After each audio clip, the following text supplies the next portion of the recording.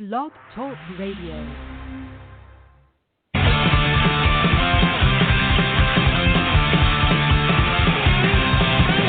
Great race shriveled, trapped inside the world it created, black and white. The great race shriveled, trapped inside the world it created, black and white.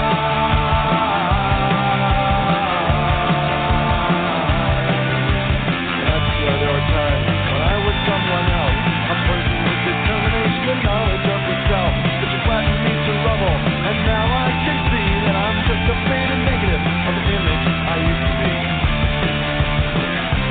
Shadow. And that's Dr. Level. Welcome to DarkDox Digest episode 23 with your host Christian Coffins. Today is May 15, 2019.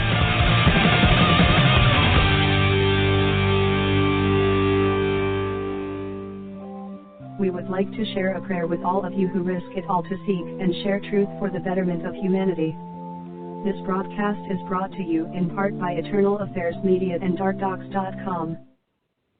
Welcome to DarkDox Digest, episode 23, a Gray State special with Dan Hennen and Greg Fernandez Jr., who were in the Netflix documentary, A Gray State. Greg Fernandez Jr., of course, has been on the show several times. He's one of the co-creators of Resist the Grove, and he was in our documentary, They Are Here to Save the World, when we went to the Bohemian Grove last year, and we're going to be meeting again with him this year. And now we have one of Eternal Affairs Media's new talents, Dan Hennen, who is also in the Gray State Netflix documentary. Oh, wait, I got a little feedback here. Hello. All right. Yes. So if you guys want to kick this thing off, you guys are the experts. I've been spending hours, if not days, on all of your research. It's just endless, it feels like. Yeah, go ahead, Greg. Start things off if you want. Sure. I mean, I guess for anybody that doesn't know about this case, we have David Crowley. He's a filmmaker. He was a former U.S. soldier who was working on a project called Gray State. And on January 17, 2015, his body, his wife's body, and his 5-year-old daughter's body are all found inside of their home in Minnesota in Apple Valley. And that's where it all starts. And from there, it gets pretty damn crazy. Now, you would think that 3 bodies in this house for what could be 1 week, 2 weeks, 3 weeks, we really don't know. There really is no time of death. But you would think that that would be the craziest part of this whole story. But that's where the whole thing starts. And from there, that's when things get really crazy as far as trying to find the truth to what happened. Were they murdered? If David Crowley, who is guilty of killing his family, why do we not see any evidence that points towards that? Why are there so many people that are so certain that David Crowley is guilty that they will go to such lengths as to make threats, as to cyberbully, to play games, to do all of these things that truth seekers don't do, to do all of these things that real people are not supposed to do? Why has there been so much games? Why has there been so much drama when all we're asking is one simple question?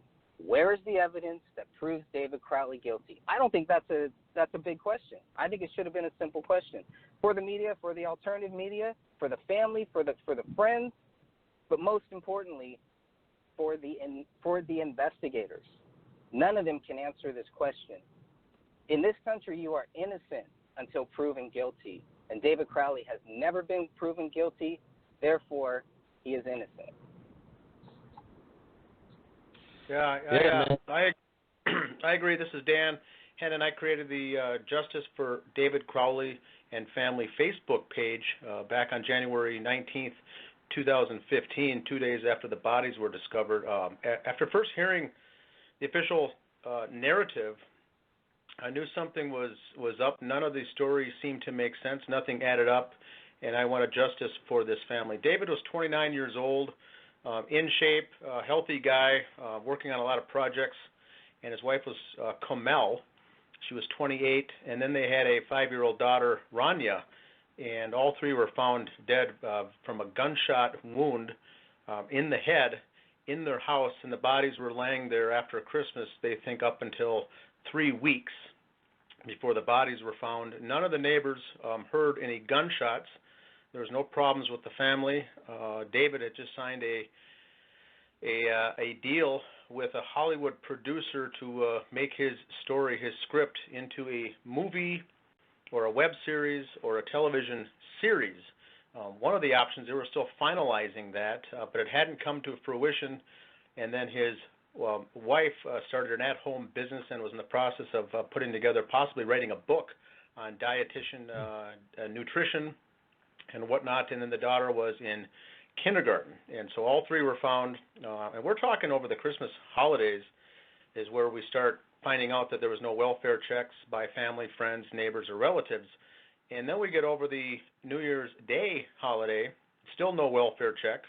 And then we get into the first of the new year where the daughter goes back to school and missed the first 2 weeks of school, and no welfare check performed on the family. So right away it seemed odd. And keep in mind that this story came right on the heels of the Captain Philip Marshall family in Calaveras County, California, where they were found all dead of a single gunshot wound in the head in February of 2013, along with the family dog.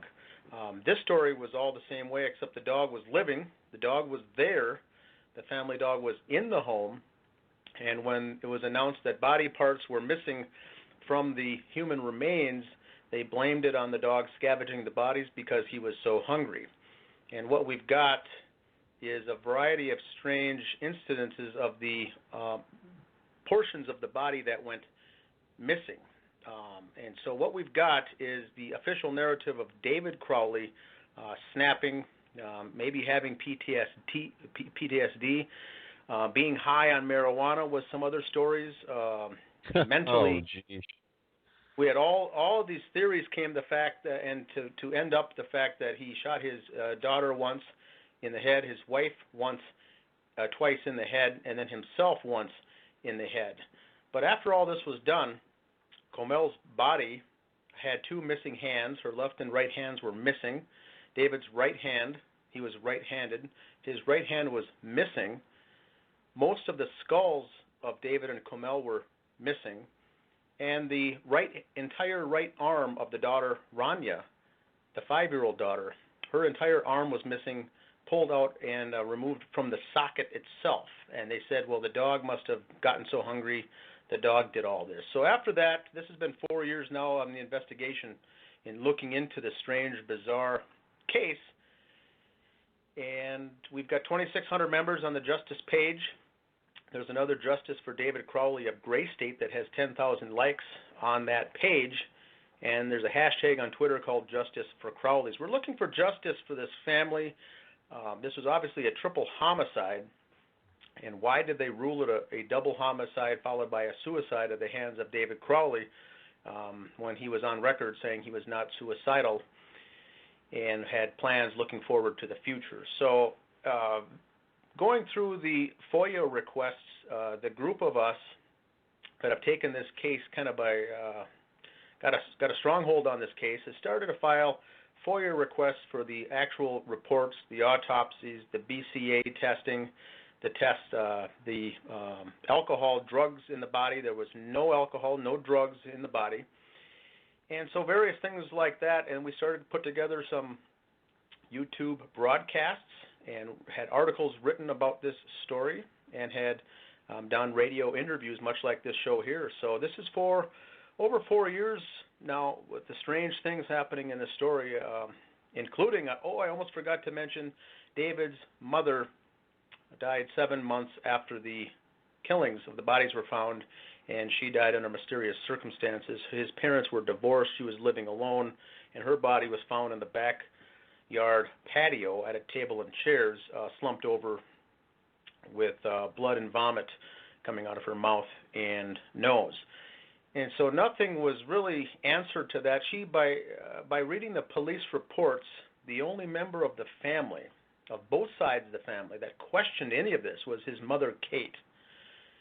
She said in the police reports that it didn't add up. There's no way that this would have happened unless they both had a pact, or they did this together, or they both agreed on it, him and David and his wife. So she said, I don't believe this happening unless there was a possible pact.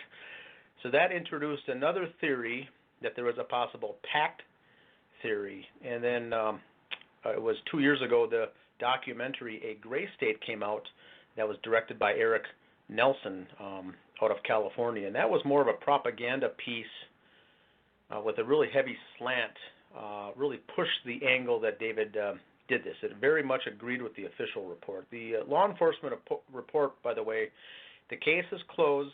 The case is finalized. They did rule that David did this. And that's where we stand today. The case is closed. So we're just pushing along, trying to bring exposure and trying to raise awareness about this case that still hasn't been. We don't know if it's a cover-up, if it's just poor investigating, but there's many inconsistencies. So far the list is at 47 right now of just simple inconsistencies in this case. What really blows me away is that I've been involved in the truth movement, 9/11 truth movement, in the Fed, anti-Bilderberg, anti-globalist, anti-UN stuff for, years. And I've been to New York. I've, worked with InfoWars on certain things over the years, and I've never heard of this case, which, I heard of it because of the Netflix thing. I saw Greg on my TV. It just looked like, I saw the trailer for it, and I'm like, whoa, what is this? And I popped it on, and then sure enough, I freaked out. I print screened it. I sent it to Greg. I'm like, why are you on Netflix? And he's like, oh, yeah, I've been working on this. Here's the link. So it's so amazing to me how, I've been researching all kinds of stuff and involved with the occult and stuff and false flag operations and things of this nature, and this just totally flew off my radar. And the documentary definitely is very slanted, and it raises more questions than it answers. That's for sure. Here's a clip from the documentary, and this is a local news report with a police interview after the bodies were found. Apple Valley Police recently closed their exhaustive year-long investigation, and for the first time are sharing their findings with the Fox 9 investigators. It looks like David snapped and took the lives of his wife and daughter, and then ultimately himself. Who wrote Allah Akbar on the wall? He did. In her blood? Yes. Why did he do that? We believe that was just kind of a parting shot. So that clip on its own is so unethical for them to speak in such absolutes about this thing that was at that time still being investigated. And from your research, did they have any substantial evidence that for sure he wrote Allah Akbar on the wall with his wife's blood? Absolutely not. Absolutely not. Nothing. And that clip was done, I think, a couple months after their investigation closed. Absolutely not. Okay. And that's why they always say, we believe, we think, because they don't know shit. Right. Within the time, the time frame of the documentary, it seemed like that was released right. So even there, they're playing with timelines and all of these things to kind of sway the narrative in one way or another. And so I saw that immediately as something that was very questionable in itself. Another thing, shortly after that, they played this, and this raises a lot of questions to me as well. And this is a strange thing. It's almost like he created a soundtrack to the murder-suicide. Something called Ascent. This music probably played for hours, maybe days after they were dead. Was he imagining these 53 songs as the songs that he would play while he's committing a murder-suicide? It's hard to know. I mean, this was on a loop. Who plans a soundtrack for the murder of their family? So there's this playlist on his laptop called Ascent, and of course, you know, when you think of the word ascent, you think of, you know, going up to heaven or you know, being risen up or something. But it's very you know, odd. Like, okay, so if he didn't do it, and again, like, I'm not making, I don't know either way. This seems more like a staged homicide than a suicide for a lot of reasons that we can get into on the show. But do you guys think somebody like went onto his laptop and made this playlist? I can take that, Greg. Here's what we know after the bodies were discovered is that there was 3 notes, essentially 3 notes, none of which was a signed note or a letter from David saying he wanted to do this and signing his name along with the reasons why. His laptop was opened. There was this 53-song loop playing called Ascent that David certainly could have had already made up before and have used, you know, potentially used in the past, but that was playing in a loop out to the Bluetooth speaker. And after this, the battery died in the speaker, it wasn't no longer playing, but they found the laptop still playing with nothing coming out of it for that. Next to that, on the laptop itself was a text box opened. Think of a program like WordPad or WordPad, and it said really all it said on there. Someone had typed in another alleged note that just says, "I have loved you all with all my heart." So someone had opened up, the killers allegedly typed that up, and so police would think that that was a suicide note, something that anyone could have with access to that laptop. And then there was the blood writing on the wall, written on the living room wall in capital letters, Allahu Akbar, in blood. Now this is something right out of a Charles Manson story here, but it was Comel's blood, the wife. Her blood, it was tested and found out that it was her blood that David allegedly wrote. Now, once again, no fingerprints, nothing tying him to writing that blood. David typically writes in lowercase as far as the handwriting analysis, never writes in all uppercase. This was all uppercase. In fact, it looked like a left-handed person wrote it, and David is right-handed. And then in the office, there's a notepad, a spiral notepad with a pen next to it that says, "Submit to Allah now." Written in pen, looks like David's handwriting, looks like David actually wrote it. But those were the various notes that were left behind. So investigators came in and thought, wow, we have a gun lying here next to this man's left hand. He wrote all these messages, and obviously he must have killed everyone.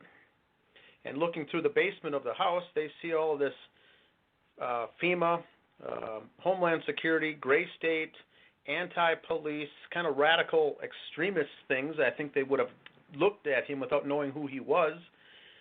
Probably thought the guy was nuts. There was some open marijuana on the bedroom dresser, conveniently left out, I think, as part of the staging to direct the investigators' minds that someone was high when they did this, and they pinned it on him and shut the case and closed up the case. So all of these things were very, very strange, but I don't know if someone created that playlist specifically for that, or if that was already in his music box on his Apple, on his MacBook. But that was what was playing when investigators came in. It was still playing in a loop. Yeah, what really was striking to me is that, of course, they saved that for last in the documentary because it's almost like the final nail in the coffin to anybody that's watching this thing. It was their attempt to be like, yes, of course, totally he did it, because who would know to go into his iTunes and look for a playlist or spend time making a playlist? It's just that's not anything anyone would do. And in my opinion, unless it's someone who knew him and someone who, worked on Gray State, perhaps even. I mean, someone who knew to look for something like this, to have it playing on his computer. And, did they do this before the fact and have him tied up or something? Or did they kill all of them and then do this? And now, as far as the missing body parts, I flipped through a lot of the photos. It's kind of hard to tell.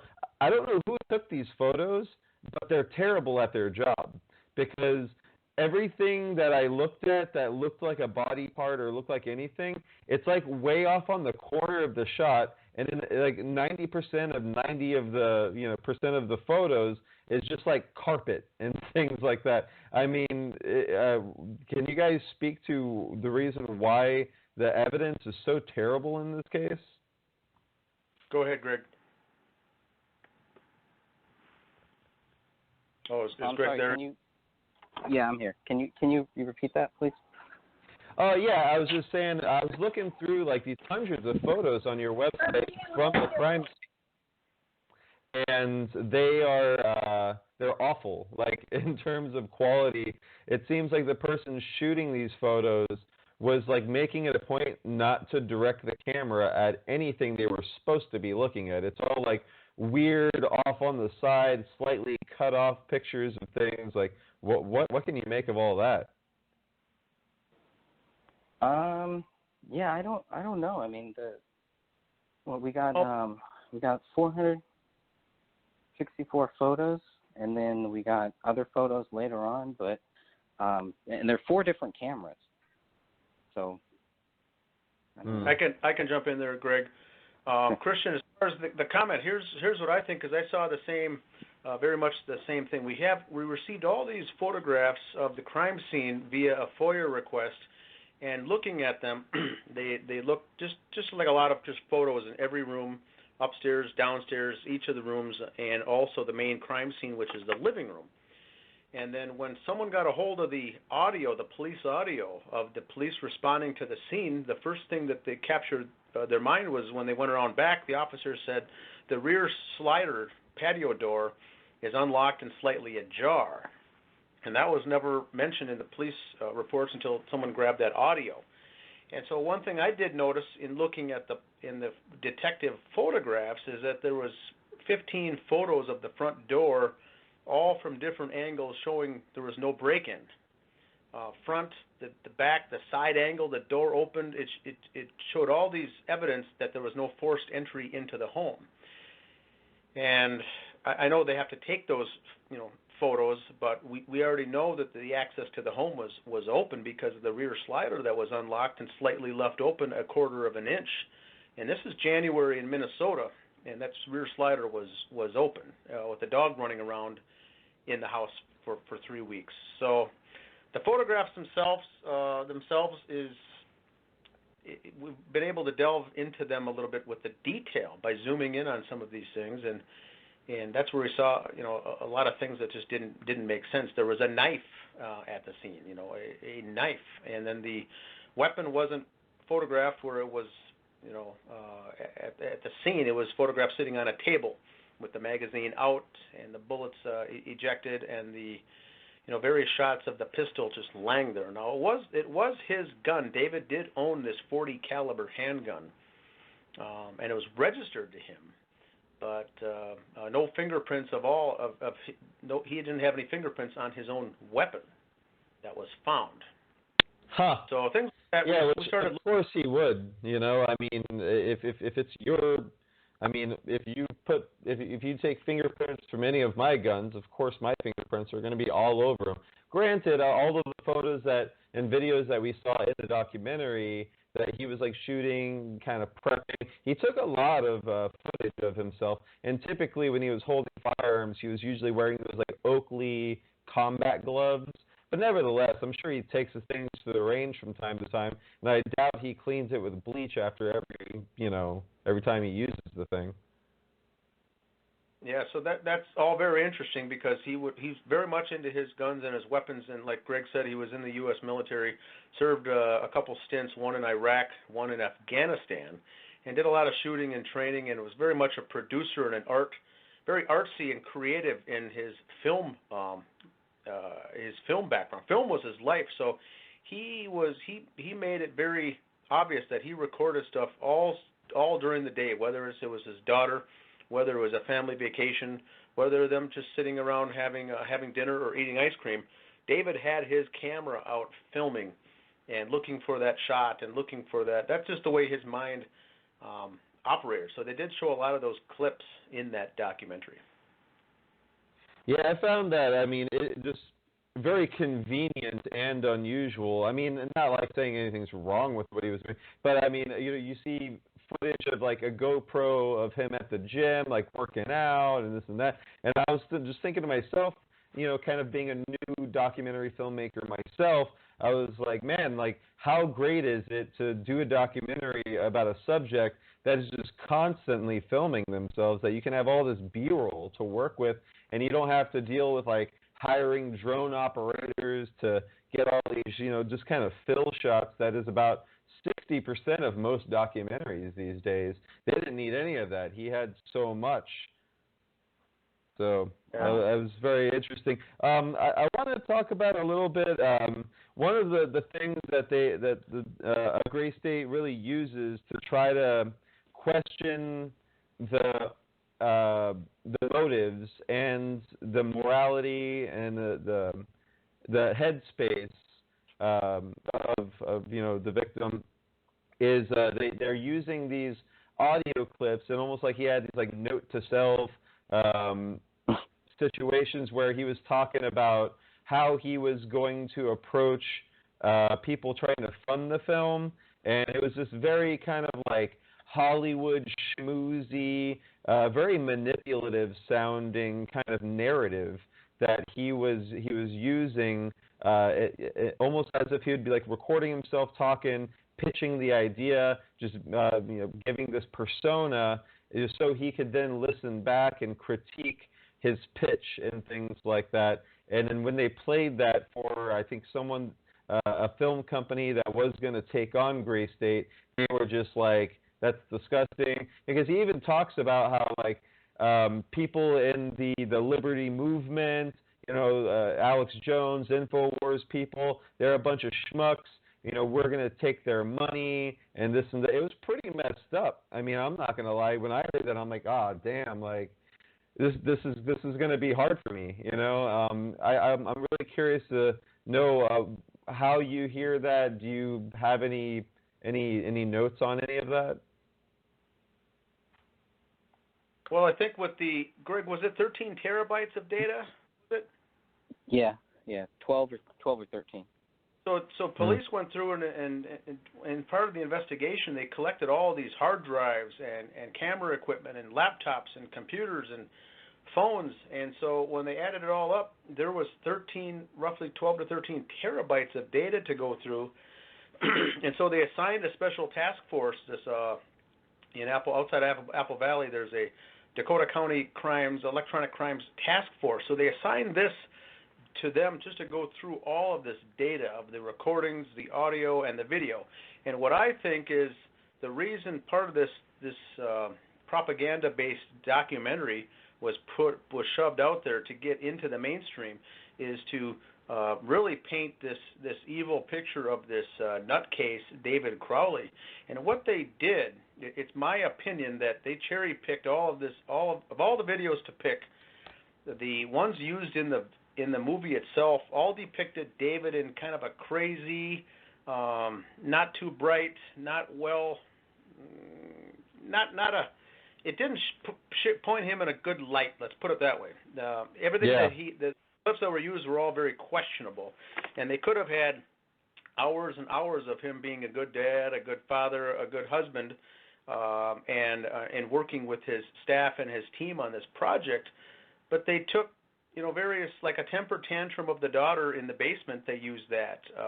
And they talked, it was all taken out of context. And so they put in these the clips they included were the very bizarre ones, like him talking to himself to try to pitch to these producers what to do and how he could possibly get it done and get it funded.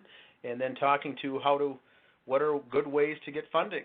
Liberty Movement, it's a good way to get people to open up their wallets, I think he mentioned. And all of those, I think, were him saying those things. Those were true comments. But the bigger picture is, why did the film documentary crew elect to use that footage in particular? That's the question.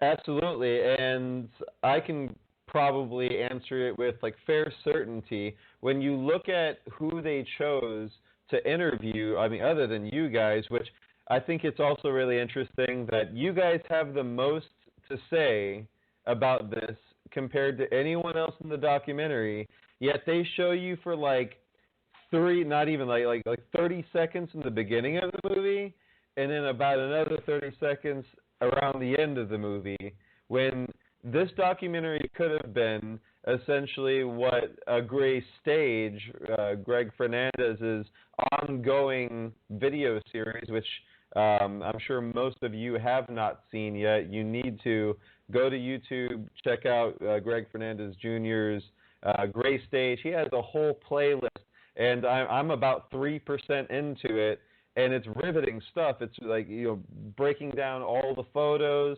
the BCA data request files. It's just hundreds of pages of stuff that I've just been flipping through very frantically to prepare for this show. And you guys have so much more information on what actually happened than this documentary wanted to portray. Then they have, I don't even know, that one guy that was watching the video of the daughter talking about the room being full of blood, and then he was like, you want to know what I really think? Who is that guy? He's just like some kind of liberal, like doesn't understand. He has nothing to do with any of this as far as I saw, and I think that's where this film was. You say it's a California-based company. California, I mean, a lot of these people over there, they're in on it. They're globalists. They want a new world order. They think pedophilia is okay, and I mean, they are the enemy, you could say. Most of California that is being indoctrinated. You have Hollywood, pedowood going on out there and stuff, and so I think you have this kind of lefty, straight out of film school, trying to prove something that these people that are against globalism, against the police state, against everything that, in our opinion, as libertarians and independents, real Americans, believe that we should be against. They think that we're the enemy. They think that we're a bunch of gun-toting crazies and that we're just going to go unhinged. And so when they saw the official report, they were like, oh, of course that's what happened. And they then took that narrative and just tried to make that work. Yes, I agree. Yeah, I agree. Absolutely. And they're always using this stuff. They're always using this for like gun rights, to take away people's guns. They're not interested in taking away everybody's guns because they still want their guns, but they don't want us to have guns at that point. And I think there was even some stats, Dan. Wasn't there some stats that included this in gun violence? I called this a case of gun violence and some other crazy stuff, or am I just imagining that? Yeah, you got to think of the quote that says, "Never let a good crisis go to waste." And so when they heard about the case, they were able to, I think, put this documentary together to serve two purposes. One would be to cement the official narrative that the Apple Valley Police Department gave, saying that David did this. And number two was to put together a documentary like this to discredit all conspiracy theorists as a whole and consider them all wacky, loony, crazy types of folks.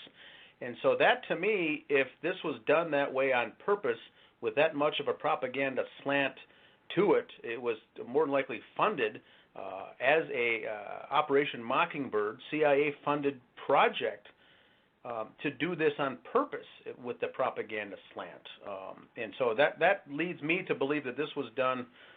This was an operation to get this project out there and make it go and try to get it to go mainstream, to discredit this entire crowd and to discredit David.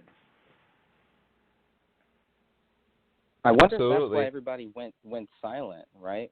I never understood that, why all these people just kind of went silent. And I mean, you have David Crowley talking about how he doesn't want to be like all of these other people. He's talking about, giving his film, he's doing it for free, right? And I don't know.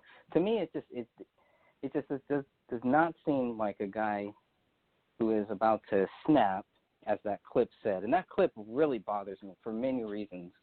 But there's no way. I mean, how do they know? How do the cops know that David wrote in Kamel's blood? How do they know that David actually wrote that? Things like that we're just supposed to just take it at face value and keep on going. There's nothing to see here. And I'm tired of it. And I'm tired of it in the alternative sector. That's where the disappointment really has hit me hard, because, man, I thought this was a slam dunk case for anybody who wanted to cover it, for anybody who could make a good film. And that's what I was hoping that this film was going to do. I was hoping it was going to give us some closure, some answers, and it didn't do that.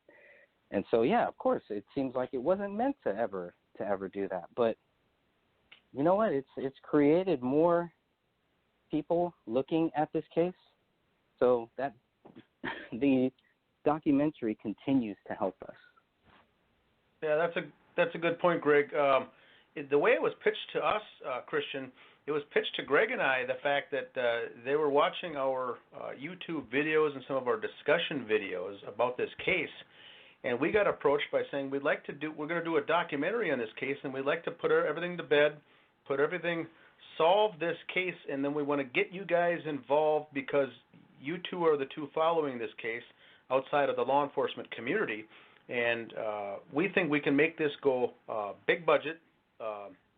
They premiered this at the Tribeca Film Festival, and so they said we're going to come in with the film crew and interview you guys, and then also go to the crime scene in Apple Valley, Minnesota, and interview family, friends, and really try to get to the guts of what really happened here, because the way I was presented to me, that the film crew also knew it was a cover-up, or it was a staged scene.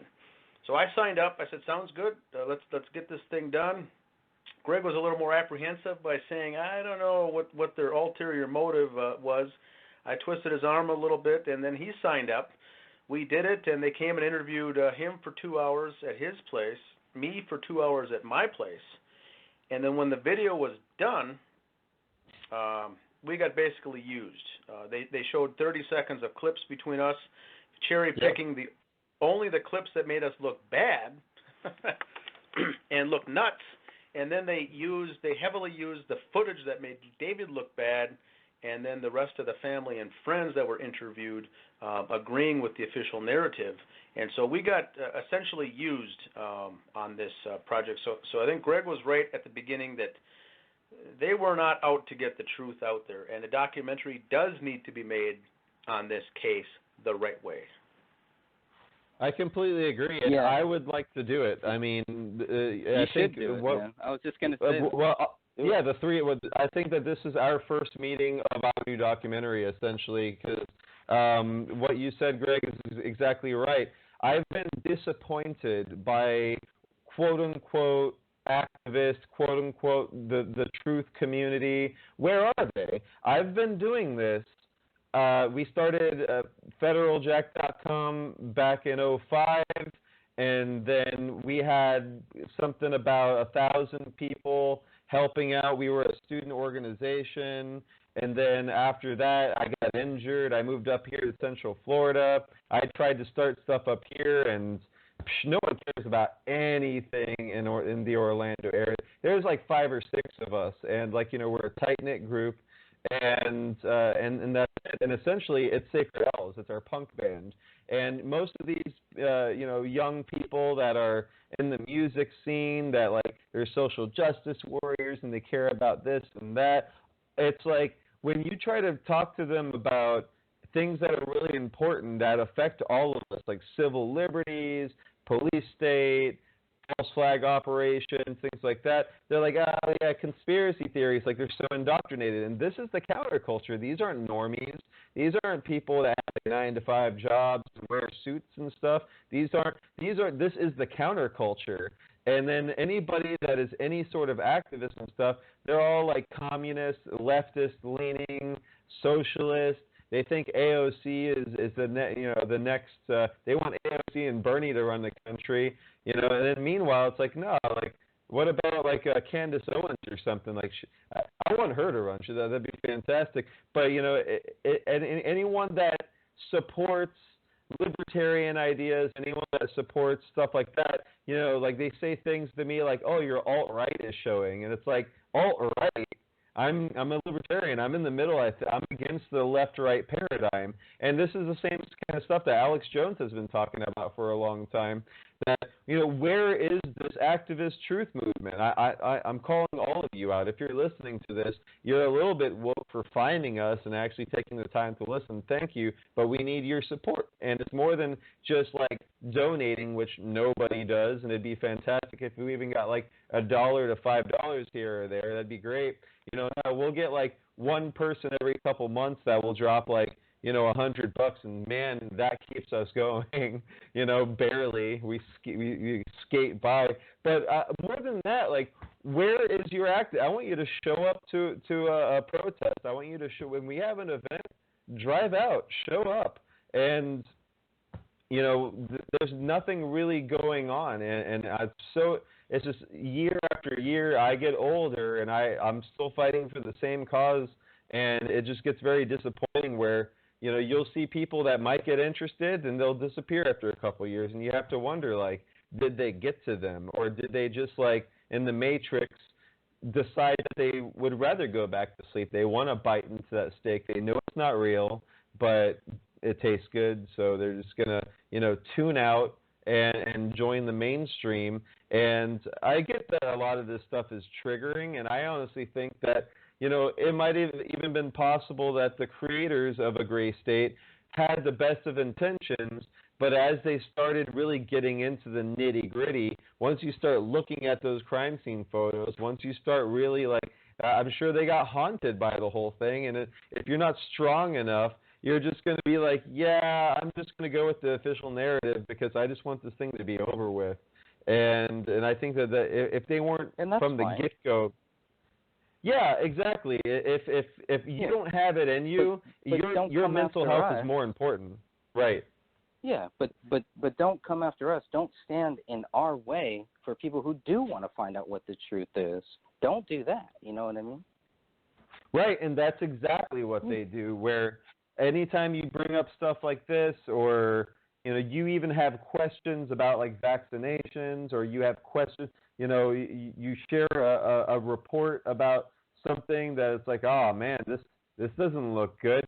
They're just like, oh, here we go, tinfoil hat, all the memes, and it's like they are ashamed in themselves that they don't have the strength, they don't have the courage to stand up for something, and even though people might laugh at you, people might discredit you, call you the devil, call you all kinds I get called all kinds of things, man, and it's just like you're just mad at me because you wish that you could do this. You wish that you had the courage to be like, yeah, I'm going to go against the grain on this one, guys, and I'm ready to go out swinging because all of you guys like crabs in a barrel are trying to bring me down when I've been doing nothing but all of your things and stuff, whether I might, agree or, or 100% or whatever. I'm supportive. I'm like, yeah, you're trying to put something back into the world.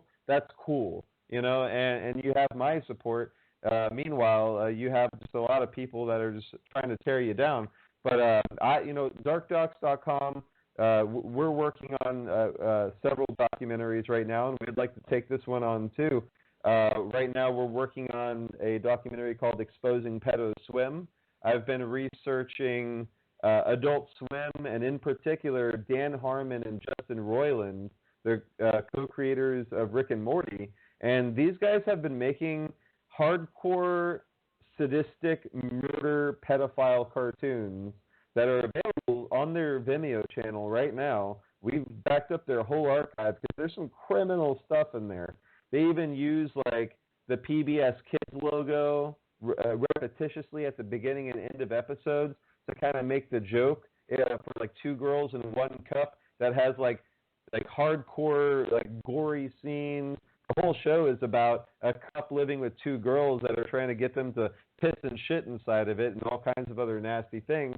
But they're slapping the PBS Kids logo on there, and they're talking about on their Twitter about how in an alternate reality, Rick and Morty have a very happy, healthy, consensual sexual relationship. And that's after they made the Doc and Marty cartoon, the precursor to Rick and Morty, that is entirely about blowjobs being given from Rick or Morty to Doc in order for the time travel car to work. It's disgusting, and it's part of an agenda to, show this stuff to kids and act like, oh, it's funny, what's the big deal? So we're working on that, and we put out, of course, Sacred Out There Here to Save the World, which is our band's tour documentary, going from Florida to the Bohemian Grove last summer, and we made a conspiracy road trip out of it. We stopped by the Denver airport, and we filmed all of those really creepy globalist murder, a bunch of children in caskets, murals that they have out there, and then how the Denver airport had put out a whole thing about conspiracy theorists and, trying to discredit anyone talking about it. We went to Boys Town, Nebraska, and showed what it looks like today, and went into the museum, all kinds of weird stuff going on in there. But we love it, and it's all very low budget, and we're totally happy with that. Most of it was shot with $12 spyglasses from the Wish app and our cell phones, and that's it. And that way, we don't have to go out and crowdsource. We don't need GoFundMe. We don't need thousands of dollars. That documentary cost us whatever it costs to put gas into our vehicles, and maybe $10-20 and a couple of like toys that we use to record things with. We're using a hacked version of Sony Vegas Pro I've had for over a decade, and we released the DVDs ourselves. It's not on any, it's like, and that's the only way you're going to get a true product. And the more people donate to DarkDox.com and Eternal Affairs Media, the quality is going to go up, because we're going to take that money and we're going to buy nicer cameras and nicer things and be able to go out and do new things. So again, if you see value in these kinds of things, please donate. But man, like, we would like to.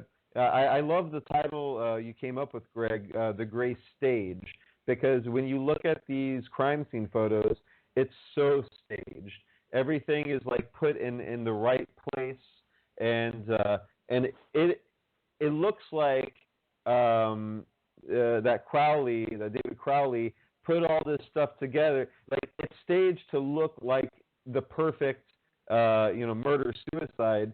But if I was doing a murder suicide, or anybody that I would imagine, you're not in like a very OCD, everything has to be perfect. And I think that's another reason why in A Gray State, they kept railing on, oh, he's a perfectionist. If he had any flaws, he was a control freak. Everything had to be his way. They were trying to put that into your head, almost in like a very subliminal way, the whole film, in order for you to, once you see the end of the film, be like, oh, of course. Well, it's so spoon-fed to you, and that is so suspect to me that it was staged by somebody else that knew him very well, and I want to get a little bit into that. I came across right before we got on the air on your site, Greg, some of the last posts that were on Facebook from David, where he was saying that the film's going to come out and you guys are friggin' sweet. I hope this film makes you all proud. I would try to do a private screening or something exclusive, but hearing the news every 8 days, I don't think we have the time. And then what was really that's for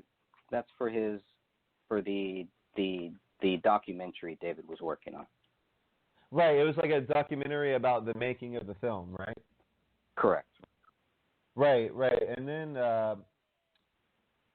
one of the comments underneath that was, "You need to call me. I'm all good with getting out free intact." I brought up that initially. It's kind of weird phrasing there, but it's released. I think he meant in fact, but yes. Yeah. Yes.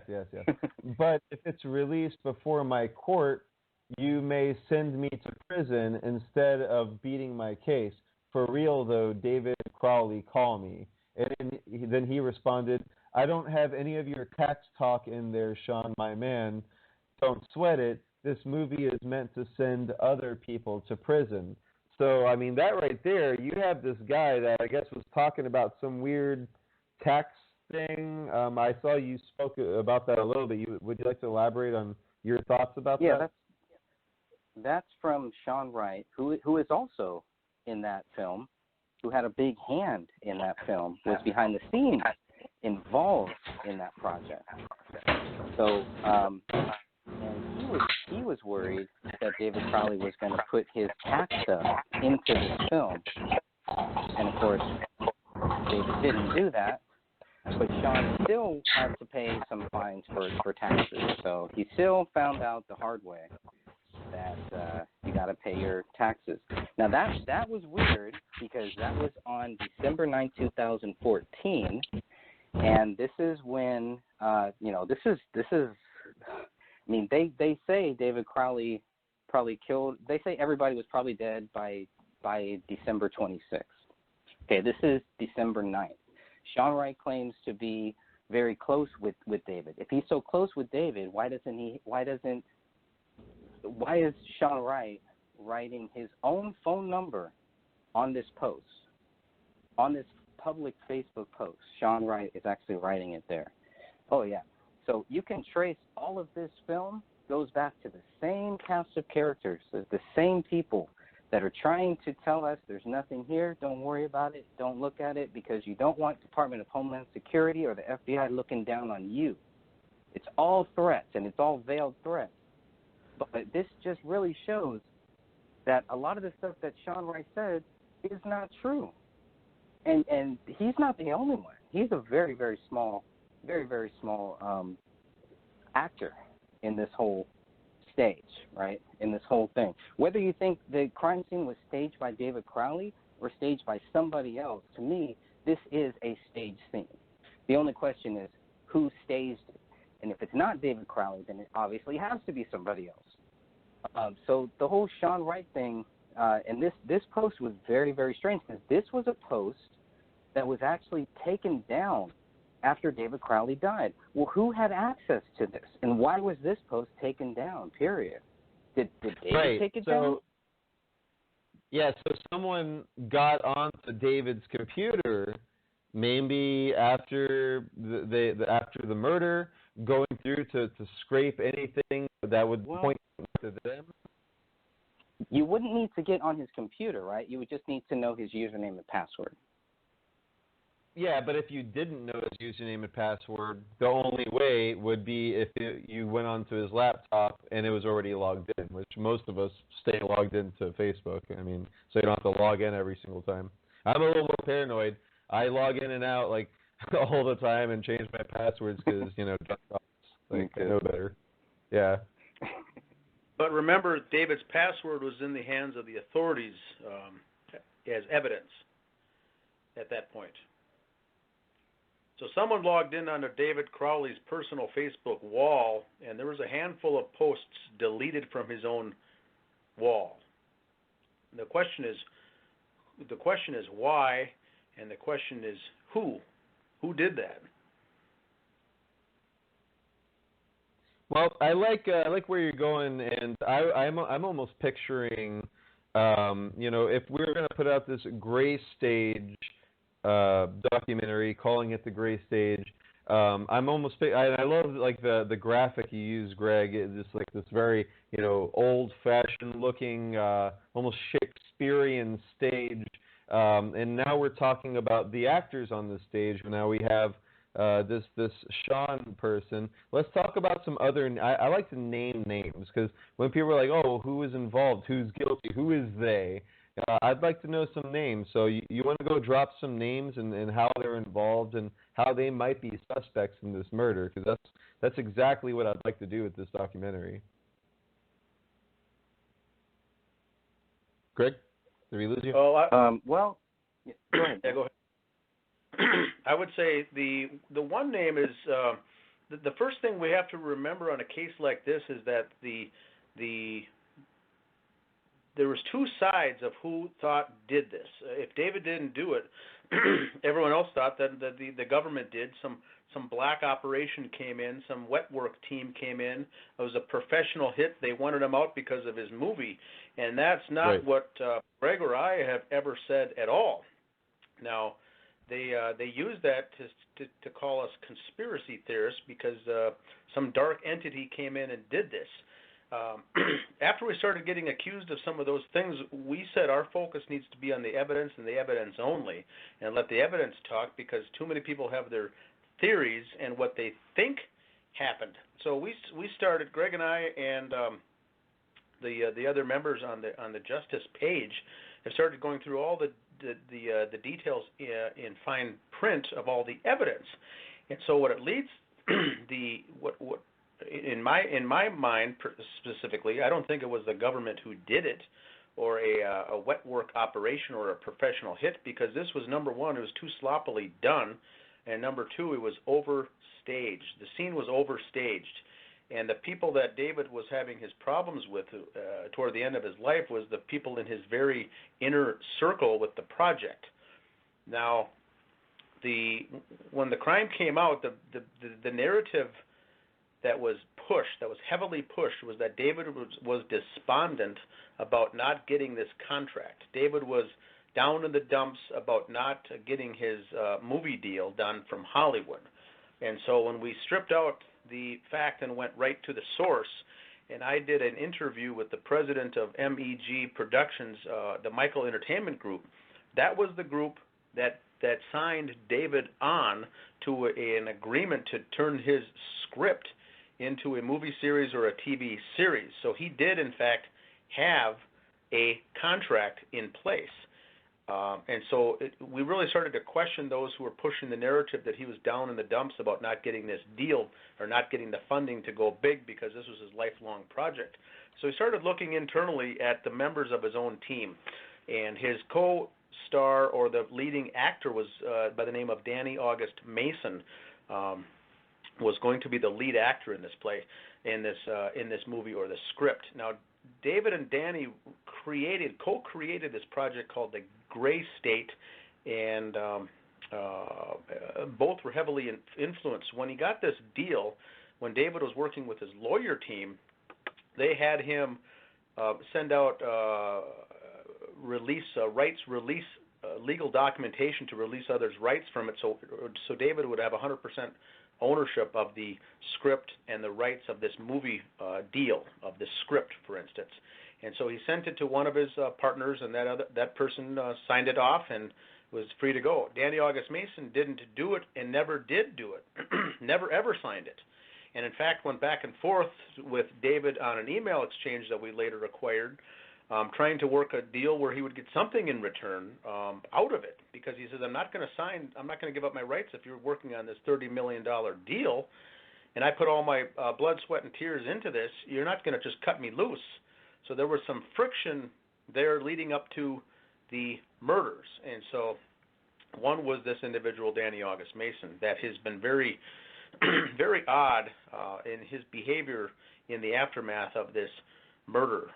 One of the things with him, and I'm not calling out any suspects, I'm just calling out people that are persons of interest. I would consider, if I was a detective, he would be one of your first people you'd want to contact. When they interviewed Danny August Mason, he said he was only an actor in the film and didn't have a business.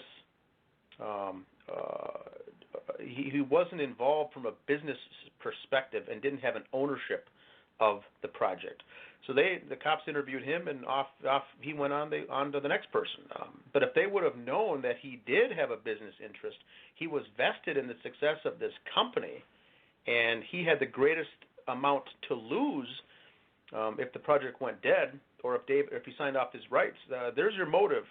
There's your motive right there. And so they went back and forth on this email exchange, and they both dug their heels in, and next thing you know, David Crowley is dead, which raises the question as to why the entire family had to be killed. If someone didn't like David or didn't like his work or was out to get him, he could have been dispatched of and disposed of very easily. You could have easily killed him. But the question remains on a case like this is, why was he, David, and all of his remaining heirs killed on a $30 million asset that someone had? Well, the script now is going to fall into the hands of his family. And David's Crowley's older brother, Danny Crowley Jr., was very good friends with all these other cast of characters, and sure enough, the script fell into the lap, and that's how they got into the family. They were going to take it and run with it, and in fact, 5 months after the killings, Danny August Mason went to the Secretary of State of Minnesota and created a brand new business called Gray State Universe LLC, and was taking that script to go to pitch it to Hollywood movies. And this was 5 months after grieving. Actually, it was May, Greg, I believe. So 4 months after the bodies are found, Danny August Mason is spending his time along with David Crowley's older brother to set up a company to pitch this project to make some big bucks off it. And so that's why I think, and that's just my personal opinion, is why you didn't have to take out David. The only way for this to work is to take out all three members of the remaining heirs of the family, and it's going to land back in the family's, back in their lap to do whatever they want with. And Danny Crowley, the older brother, was not talking to David Crowley since August of that last year of his life. They got into some rift about something, and were no longer speaking. And I think when it got toward the end, I think David Crowley started realizing that there were snakes in his inner circle, and he started pulling away and started isolating himself. Now, they mentioned the isolation in the movie, but they used that to say that he was despondent and was bordering on killing himself. So you're putting that shift in once again, but he was not despondent, and someone, whoever one of them, they needed all three of them dead. So that script, if David was killed, would not fall to Comel, the wife, and if both of them were killed, it's going to fall to their daughter. So there's your reason, I believe, that you needed all three of these people dead. So the most valuable asset that this young family had was that script. That was the most valuable asset they had. They didn't live in a big house and drive big cars. They were a young married couple. But once word got out, you're sitting on a $30 million script potentially, and you're going to write off the main character and the co-creator of the project and get him out by legal means. Get him out. That's not going to sit well. And is that going to lead someone to murder? I don't know. People have murdered for less.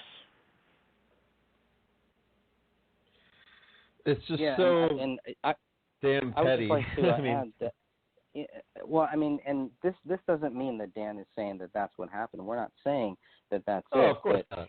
We're speculating here. But that's, I mean, the whole thing is, he's good at just laying all of these different things out, and then people kind of take certain things and they kind of twist it, or they just clip it. You know what I mean? They just use certain quotes. And that's what the whole documentary is. To me, the whole thing, except for maybe our parts, everything just seemed very, very twisted and just taken out of context. So I think knowing that, I wanted to make sure going into this thing, because Dan had to do more than twist my arm. He almost had to put me in a chokehold, from what I remember. But when I did want to get involved with this, I just figured, well, you know what? We're just going to be honest. We're going to be truthful. We're going to tell them exactly what we've been researching. We're going to give them all of the data and hope that they do something with it. We're going to tell them that the police left that house without 2 very important bullets. We're going to tell them that they left that house without looking up and seeing a bullet hole in the living room ceiling. How is that possible? And they would not put that in there. Those would have been the smoking guns that would have sunk the whole movie, would have sunk the whole thing. And they can never, ever take that back. So, sorry. Yep. Oh man, it's. I'm just flipping through the photos here of the family and stuff. I just linked the Justice for David Crowley page, as well as the Justice for David Crowley and Family group on this, and anyone listening, like, definitely join the group, like the page, and because this is just an ongoing, just awful wormhole of just really loose ends. It's all just loose ends. I mean, this is probably one of the most messy cases that I've seen. I mean, where you almost get overwhelmed and you don't know where to start. I mean, with all of this, we definitely have our work cut out for us, and you've definitely done a lot of work, moving forward to get started with us for sure.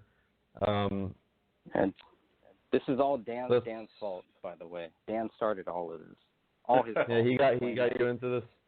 Yep, he got me into this. I did not want to look into this. I was not a fan of David Crowley.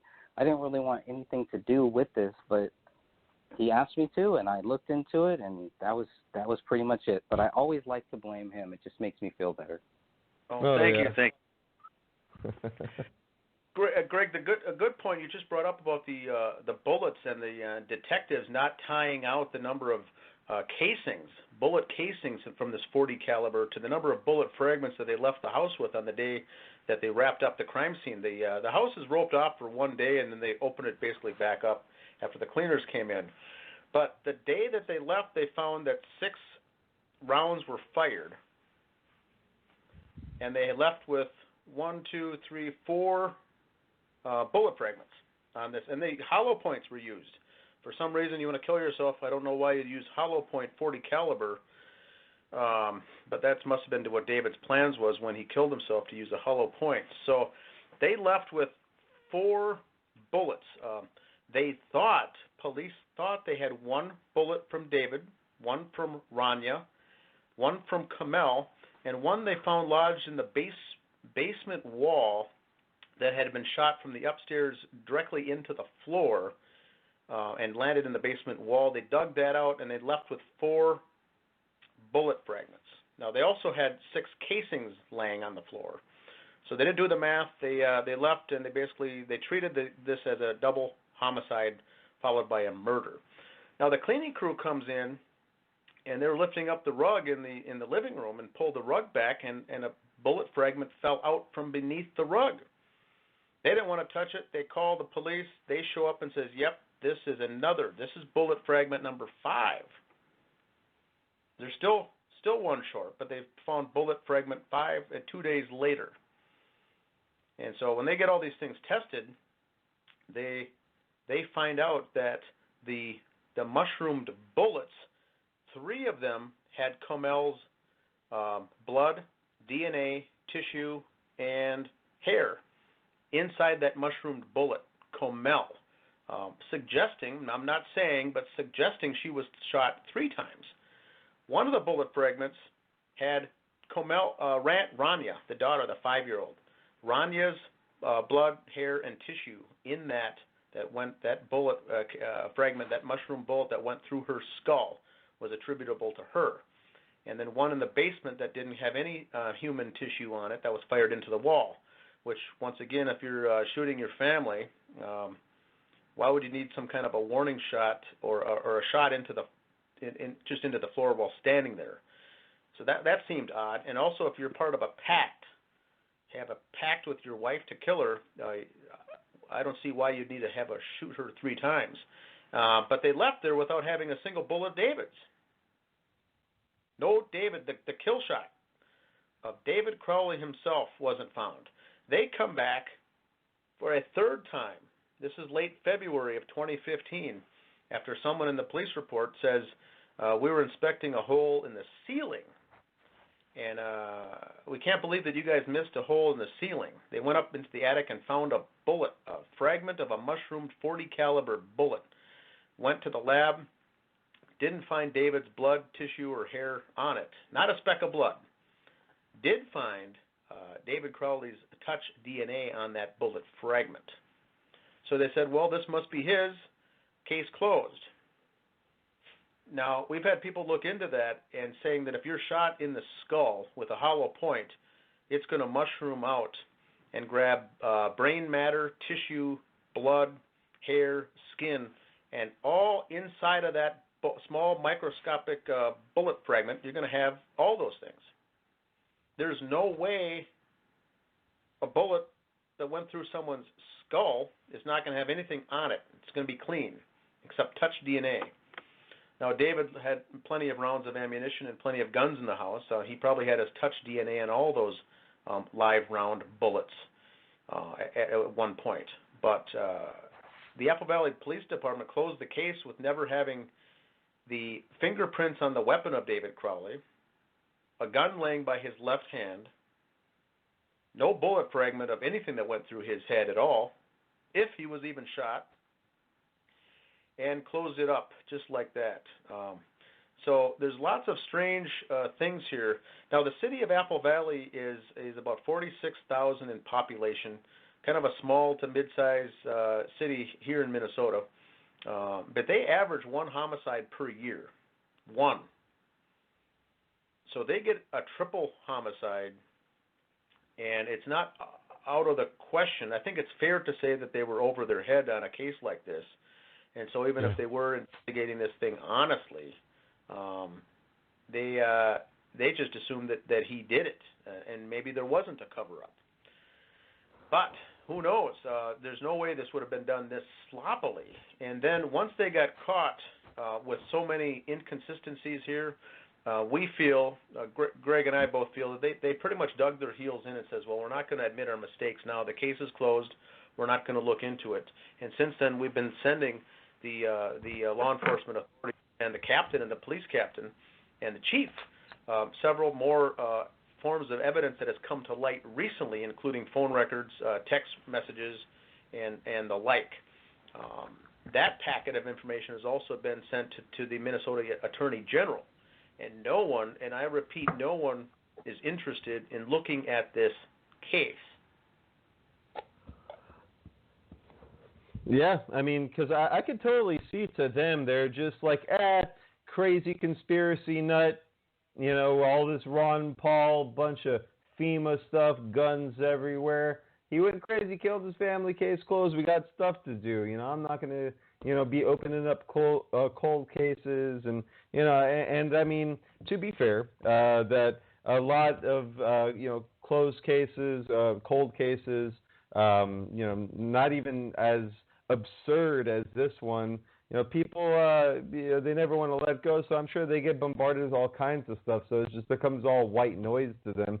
You know, it's like not even necessarily like some kind of, like you said, some kind of cover-up or conspiracy, but I could definitely see them being like, look, we just don't have the time or resources for this, or forget it. And that's the unfortunate thing about law enforcement, and why, you know, I respect people in law enforcement that decided to do this very thankless job that, you know, doesn't pay very well, and it's gritty and it's horrible, and I considered going into it myself, but at the same time, it really comes down to it comes down to citizens doing the due diligence. I mean, you guys are really doing law enforcement's work for them, you know, and you guys don't get paid a cent for it. You're doing it really out of just the grace of your hearts and stuff, and I really appreciate it. And it's really nice to meet people like you that, you know, it makes me feel like I'm not alone. And when I'm up at 4 a.m. and, you know, I need a shower, and I'm just like poring over these documents, and sometimes I just stop and laugh to myself, and I'm like, who am I doing this for exactly? Because, you know, but this is why we do it, because there are questions that need to be answered. And then this is just another one of these X-Files that we have to deal with. Yeah, just to point out, too, that this is Dan once again, that I was not a fan of Gray State. I didn't even know who that was or what that was, and I never heard of David Crowley in my life. And so I don't have a dog in this fight at all. And people ask, why are you so vested? Why are you so interested in a case that has no impact on you? And I said, well, when it involves a 5-year-old girl and a wife, an innocent family of 3, brutally murdered, I said, I don't know if that sits well with you or not, but it certainly does not sit well with me. So that's why we've been pushing this ever since, and really keeping up on it and making sure this information gets out there, because a lot of people don't know about it. But when we go to our various YouTube videos and our page, some of the analytics is the majority of after the U.S., it's all Europe following this case. Paris and France and London and Germany are very heavily influenced in this, and we've got members from all over. Last I checked, it was over 45 countries of people following the case that are following this all around the world. So this is a big case, and like you said, they've done a good job to really suppress it here in the U.S. But the Daily News, UK, the Daily News is really one of the first articles that even appeared in this story about this Crowley case. And I live in Minnesota myself, 30 minutes away from the crime scene, and I found out about from the Daily Mail. Yeah, you see, I mean, it's amazing how suppressed such a big case that has so many loose ends. I mean, this, forget about the Mueller report. Like, this should have been on the mainstream media for like 3 months with like breaking news, and it's like this, but it's a big case when they're making it a point not to talk about it. Very similar to like that shooting in Colorado. Now you have a transgender girl and an anti-Trump kid that shot at the school, and now the mainstream media is not talking about it because it doesn't fit the narrative. It's not like a MAGA hat, alt-right, and where they spend months on that, and with all the analysis and the political pundits weighing in, whereas you have this one doesn't fit the narrative. It's not a white supremacist. We're not going to talk about that because we can't talk about trans people, this and that. And right there, it has nothing to do with this, but it's a good example of when something doesn't fit the narrative, they're just going to, breeze over it. They're going to put out like 1-2 paragraph article with one photo, and just to say that, oh, we covered it, but no, you didn't. And one of the big questions I have here, of course, being obsessed with the Bohemian Grove. I have anti-Bohemian Grove tattoos all over my body. My band's all Sacred Owls, of course, is all about. Our logo is the owl crossed out, and then so Greg knew I'd get a kick out of the one crime scene photo of Crowley's office, where it looks like he has a scale model of the 40-foot statue of an owl with like the moon altar. Where they have the cremation of care ceremony, where, of course, they sacrifice an effigy of a child to the flames every midsummer to rid themselves of a conscience. And when I first saw that photo, it reminded me of this meme that Dee's Illustration put out years ago of the cremation of care playset, and like a kid with a pentagram T-shirt and green hair was like playing with little action figures of Henry Kissinger and George Bush and stuff like that. But that blew my mind. I was wondering, why is there a scale model of this occult symbol of the secret society, which, mind you, is the secret society where global elites, United States political pundits, political figures, ex and future presidents have talked. The Manhattan Project was launched there. We talked about a lot of that on the last show, and they've been involved in human trafficking, rape and murder of children, and all kinds of heinous acts that kind of when I look at these crime scene photos, it feels very reminiscent to the stories being told by Paul Benassi, Troy Boner, Alicia Owens, and the Franklin cover-up by John DeCamp, where blood is being, things are being written on the walls, bodies are being hacked up and placed in odd ways. Greg pointed out that Crowley's hand was like put into like a certain shape. It's kind of like what 4chan was trolling everyone, like that's a white supremacist hand sign, but it's also like the Phi Beta Kappa. Of course, that Colin Kaepernick, football player, he's a part of that. So there's a lot of photos of a lot of celebrities and stuff with this kind of like AOK sign, and sure enough, his dead body has. I mean, dead bodies don't just die and then your index finger curls up and touches your thumb with like your other three fingers extended. That's not a natural. Typically, it'll just kind of like close up altogether, unless it's palm down, and then they would usually be all out, maybe slightly like pulled in from any crime scene photos I have. So I just wanted to talk about those two things.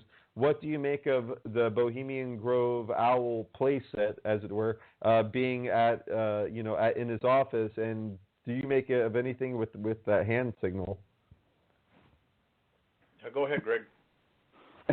Okay, sorry. I had to laugh at the whole thing. Okay, so there's that owl being in the house is either a movie prop. It was something that was given to David. I don't believe that it was something that he like worshipped. That was the other thing. So when I first saw that image, I had all of these different thoughts. And it's like the most logical one would be that it's a movie prop that he was going to use. Maybe that was going to be part of this whole document or part of David's film that he was working on, But I really don't know. And it's not just about why it was there. It's about also who made that for him. That looks handmade. It's nice. And it's well it's very done. detailed. Yeah. It's well done. Scale. Yeah. I have a background in architecture. I've done a lot of architectural scale models, and I've seen thousands. 40 foot, 40 feet. Yeah, and I've seen thousands of photos of the actual owl and the altar, close-up photos. There's the videos shot by employees of the Bohemian Grove that got released, I think, back in like 2005 to InfoWars that they played, where you really get up close. They even have video inside of the owl, and you can see the effigy, like the skeleton. It's like a metal skeleton on some wood planks that they use to carry it, and then they just wrap that all in like flammable, probably fabric or paper, in order to burn it every time and reuse that same skeleton over and over again.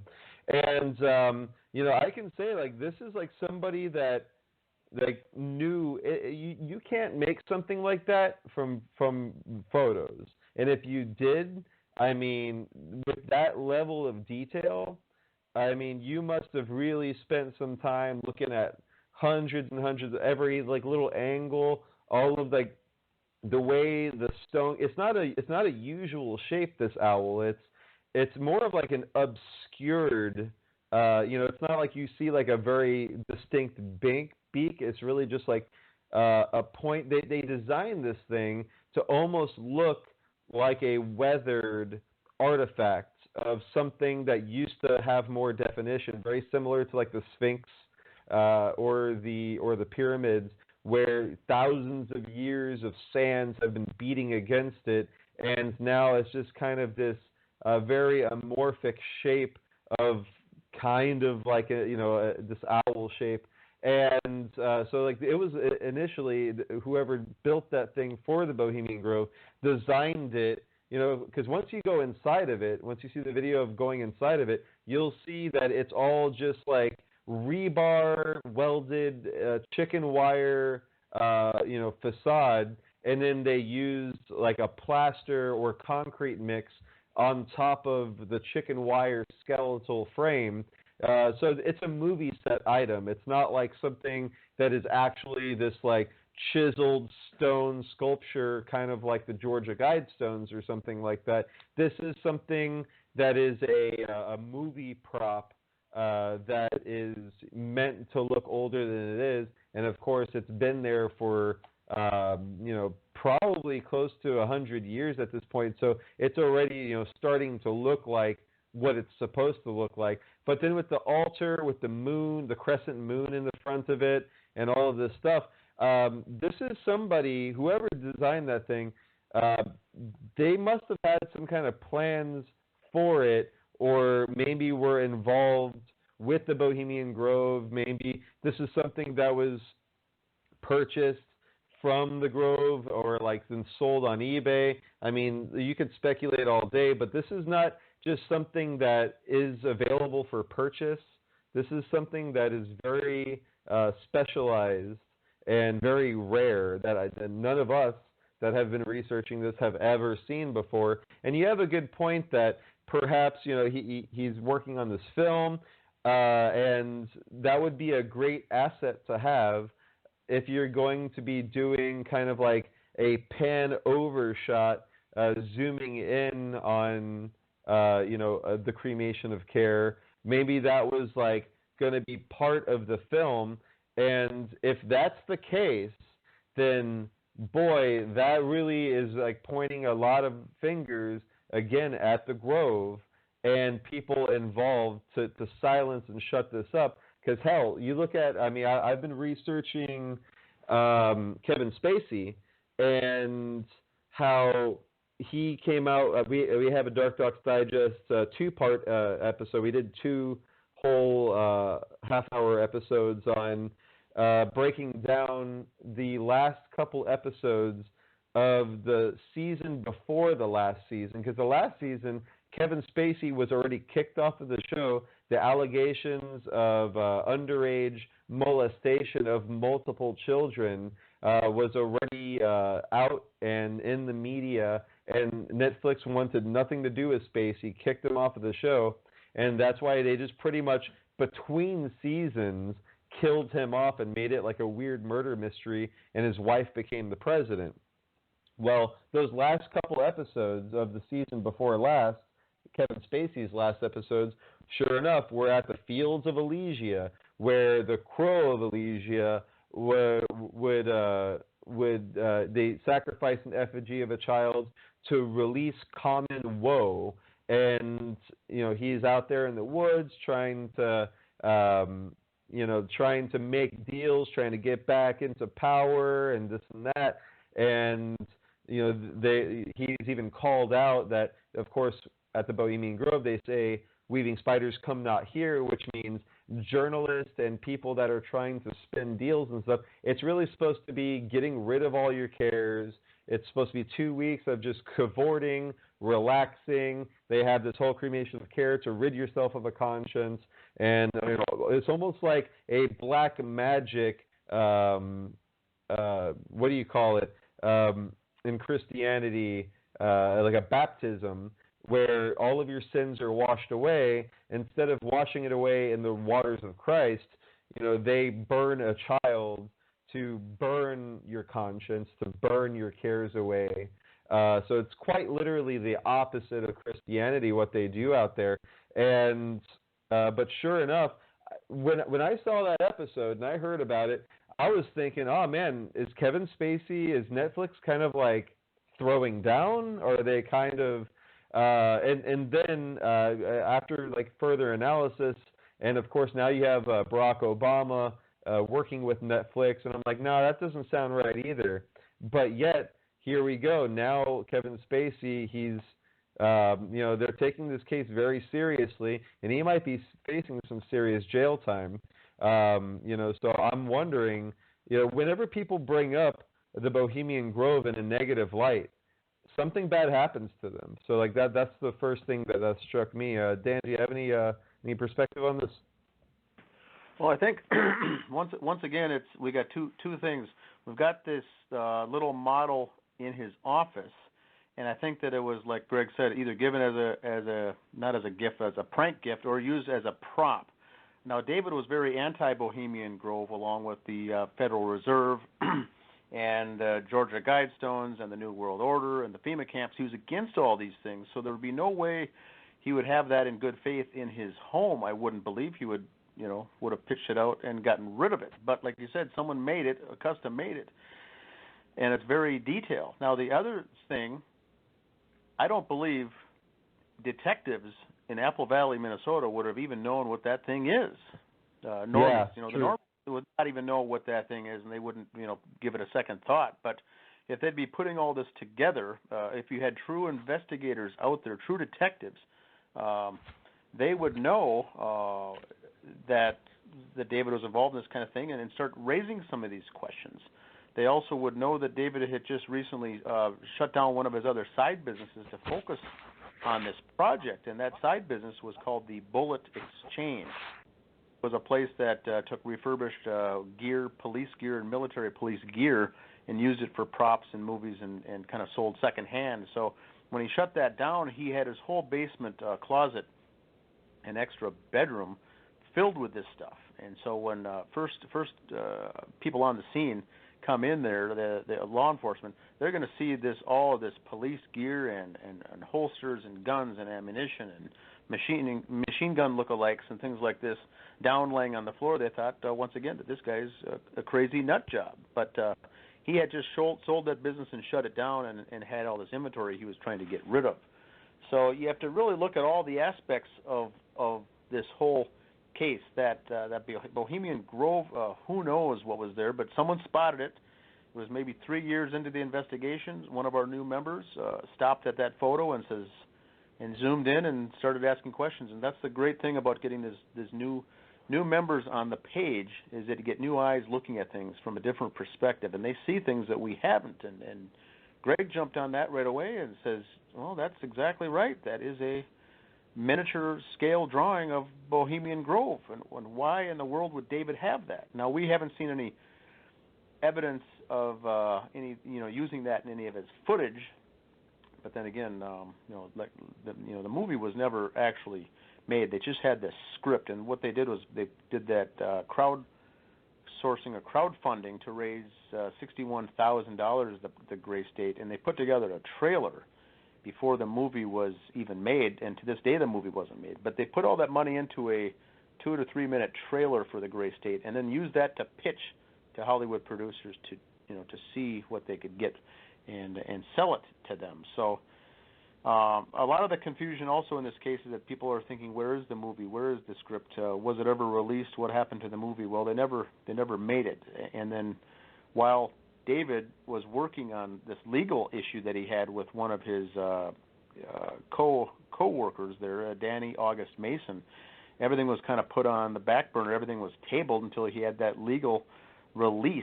And so David then chose to focus on the documentary. Now, this is different. This is his documentary, not a Gray State from Eric Nelson, but this is the Gray State Project documentary called The Rise.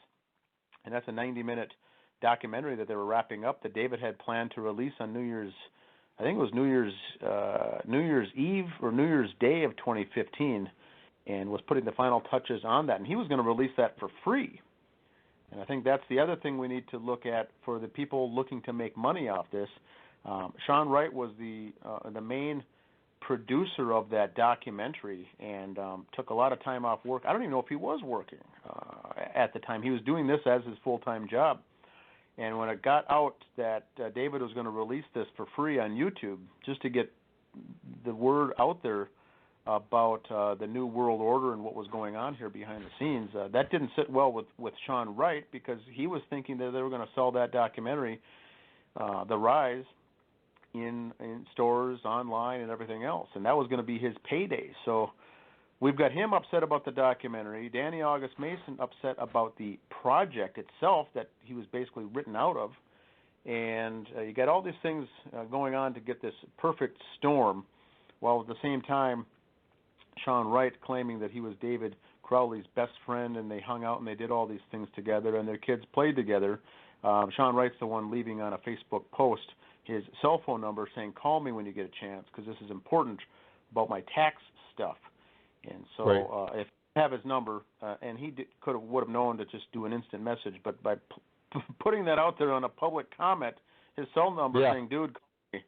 And sure enough, that was in there. That tax stuff was in there. And after the deaths, Sean Wright did end up releasing that documentary called The Rise, with 9 minutes cut out of that production, including the tax talk.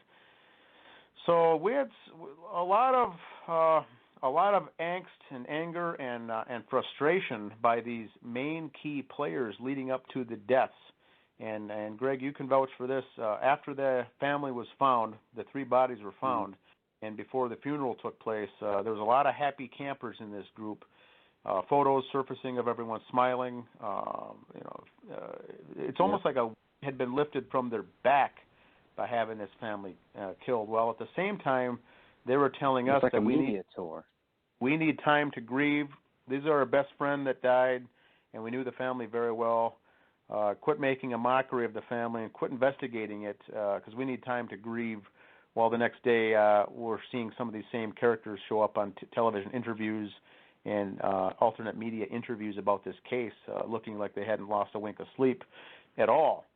So it was the behavior in the aftermath which was very big indicator. And one person, actually a cousin of David's, came in anonymously to our group and said that, and she said that memorial service was very strange because the older brother, Danny Crowley, was acting like this was some kind of a party, and everyone was happy and joyous and cracking jokes at the same time. And she said, I found that really disturbing to see all of these guys in the Gray State Project all so excited and elated, and as if a monkey was off their back now because of this, the family was killed. So they started, I think, digging their own hole around that point, and then they ended up coming after us in the forms of threats and shutting down the page and shutting down the group and demanding things. So it got to be really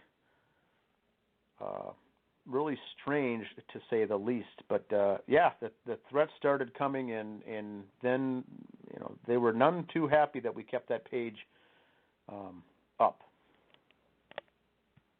No, they were trying to actually take over, right? You had a long period where they were trying to. Yeah, the other page for the new listeners out there was a page called Justice for David Crowley of Gray State, and that was just a community where people could join up and talk about the case. And the runner of that, the person who ran that page, started getting demands that someone from the Gray State needs to have administrative rights to that page so they can ensure that the truth gets out versus conspiracy theories and alternate narratives. They wanted to clean it up. So this person gave rights to to Sean Wright, and I believe to Danny August Mason too. He allowed them both to be administrators on that Facebook page, and within 2 hours, large chunks of data was deleted and comments removed, and threads were just wiped off of that page. And the next day, I started getting the requests from Danny August Mason and Sean Wright personally, instant messenger, saying you need to give us administrative rights to your page so we can ensure that the truth is out there versus all your stuff. And boy, when I said no, the anger. It was the day of the memorial service. The day of the memorial service. So, well, that'll be fine. I'll see you guys there because I'm looking forward to coming because I'd like to pay my condolences to the Crowley family. And that was when Sean Wright said, you better not dare show your face at that event. We'll have security there as out. And to this day, we haven't given access to that Justice for David Crowley and Family Facebook page, and we've kept and maintained the integrity of honest-to-goodness truth seekers running that show. And Good. This day, they've had multiple Facebook profiles under different guises, fake accounts set up to try to get into that page and become a member, and then and what they do is they just start derailing the conversation and throwing junk out there. So it's been a pretty good effort just to keep that page clean with honest-to-goodness members versus ones with ulterior motives. Well, yeah, I'm trying to find like an actual copy of, and just to reiterate, so you're telling me that the bodies were found in October?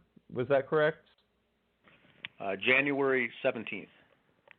Oh, okay. Where did I get that October from? I thought that. Oh, because I remember in the documentary they said it was late October when the sister came and. They were trying to trick you.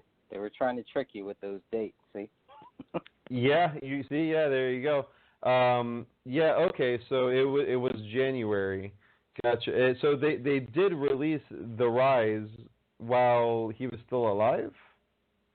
No, There's no. two. It was a year later, I think. It was a year later. Okay. All right. And it is out free, but it's got 9 minutes of key information removed from the version David Crowley had. Yeah, because on YouTube, I'm just trying to find it now, and there's this is a rough cut, and then you have some people saying that this is not the real movie. Don't watch. Subliminal messages, weird soundtrack, and then there's like a whole thread under that, and then there's all these other ones that are like it seems like clickbait. Like I'm just trying to find like one that's legit. Have you guys seen it? Is there like an actual like decent copy of it out there? The only good one, Greg, is called I think it's the Rise.wiki is the official one, but they don't have it set up Google Analytics, and it's a poorly done page, so there's not a lot of traffic drawn to that at all. The actual one, which I've seen it myself. That's actually a pretty good documentary, and it should be seen by a lot of people. It's a very anti-NWO, anti-Federal Reserve, Georgia Guidestones, Bohemian Grove type of thing, bankers. And so that's a good documentary, but it's not out there. So when you do a search for it, you're seeing all this other crap that's showing up in the search results, and that does need to be cleaned up because there's a lot of true conspiracy theories out there. Well, I mean, Dan, you've seen both of them. So you've seen, I mean, all of us have probably seen, not all of us, but there's many of us who have seen the rough cut and this one that was put out after. Yeah, I've seen them both. Death. Right. So, I mean, that's the other thing, right, is there's two different ones. And the one that was, I'm going to jump on a different phone here. My phone's going to go dead. The one that got out there, that got leaked, there's actually one version that got leaked. The original one that David did that still had Sean Wright's tech stuff in there, it was called the Rough Cut. That one was anytime someone mirrored it or copied it or threw it up onto YouTube as an actual video, yeah, that got pulled down due to copyright infringement. And guess who was doing the copyright infringement? Oh, they got him. Yeah, guess who was doing the copyright infringement? And that would be Sean Wright. Yeah. Okay, yeah, I see the Rise.wiki, and they have the full movie on here. It's an hour and 58 minutes and 5 seconds. And then there's one that looks like it's in Spanish, and that's like 2 hours and 41 minutes. There's the rough cut one, 2 hours and 39. Now that one, the rough cut was put out right after David died. So right after David died, there was one guy who put that out, and then it spread, and then he got in trouble and he took it down. But by that time, it was already out there. That's why I love the internet. That's how we have conspiracy of silence. We would have never had. Yeah. We would have. That should be in DarkDox. What, the rough cut? Yes. Yeah. Yeah, and that's exactly why I'm looking for it now. Because when we're done with this, it's going on DarkDox. I'm going to download it, upload it to our server. So when they scrub all of these from YouTube, we're going to have a backup copy, and then they're going to have to come knocking down our door Because that's why we made DarkDox.com, because you can't rely on these third-party streaming services. Once they pull that video off of Netflix, once they pull that video off of YouTube, and you just can't get it anymore, if you don't have a hard copy, that's it. And then they can just say, it can just disappear if no one backed it up. And, that's why I think all of us truth seekers with our external hard drives after external hard drives is backed up with this stuff, we really all need to get together and throw it all up on the DarkDox server, because we have infinite bandwidth. GoDaddy cannot mess with us legally as long as the videos aren't, snuff films, of course, showing actual acts of crime. But, of course, that's not what we're trying to do. We're trying to archive news reports, documentaries, and things that can be used as evidence in future criminal cases. We're really just trying to be a library, and we're not trying to. The videos we have, some of them are kind of shocking, but it's not for shock value, and we make it a point to not censor anything. So if something is censored on YouTube, it gets the YouTube badge of honor. This video has been banned on YouTube. We'll slap that on the thumbnail. But yeah, and that's exactly what we're going to do. So I'm glad to see that, because you can download some stuff from Vimeo, but this doesn't have any links on the therise.wiki /The Rise Movie. This might be actually hosted on there, and that's pretty difficult to download unless you do a screen capture, and that's kind of crappy. But I do see one that is the right length, and it starts off the same way. So hopefully we can drag that off of Tony Mahoney's YouTube channel. Tony Maroney. Yeah, so it's Tony Mahoney with an H. Yeah. Tony Mahoney. Okay. Yeah, all right, Tony Mahoney has an actual good quality copy on his page, whereas the Gray State doesn't even have it on theirs, which I find odd. If you release this thing, why don't you even have? You would think you would want the traffic, you'd want the hits. Because it's civil war. Yeah. Because there's factions. They have factions. The whole Gray State team. There are factions. There are fights. There are legal battles. There's all this stuff behind the scenes going on. And that was probably what was going to happen with David Crowley and Danny Mason. So even if David Crowley was able to create this, was able to make this into a TV series, into like a Game of Thrones, whatever, like a police state Game of Thrones thing or something, even if they were going to do that, they would have had some legal troubles, possibly, from Danny Mason. Possibly. I mean, I hope this is making the New World Order very happy that, we can't get anything done. I mean, and when I say we, I don't mean Resist the Grove and DarkDox. We're actually operating fantastically as just 3 or 4 people. But, if one of us gets whacked, like, boy, would that, mess things up. Because, yeah, I mean, I like being very transparent about operations and that, you're looking at it, buddy. It's just this. Whereas you have all these people that are claiming to, unite the masses of the world to destroy the New World Order, but, they're suing each other, and are you kidding me? I would never. They want to replace. Right?